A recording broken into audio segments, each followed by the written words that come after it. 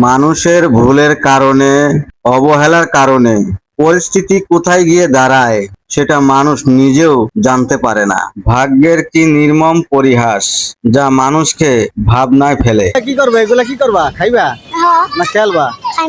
এগুলি খাওয়া যায়? তাই? মিষ্টি লাগে? এতটুকু বাচ্চারা দেখেন ক্ষুধার জ্বালায় বকুল গাছে কাঁচা ফল, একবারে কাঁচা আবাত্তি, সেগুলা পেরে খাচ্ছে।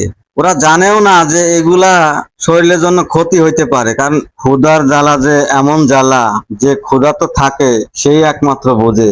ক্ষুধার জ্বালায় পরেই তো মানুষ চুরি চামারি করে, অন্যের সম্পদ লুটে নেয়। ক্ষুধার জ্বালা এমনই জ্বালা, থাকে না কোনো ডর, থাকে না কোনো লাজ লজ্জা।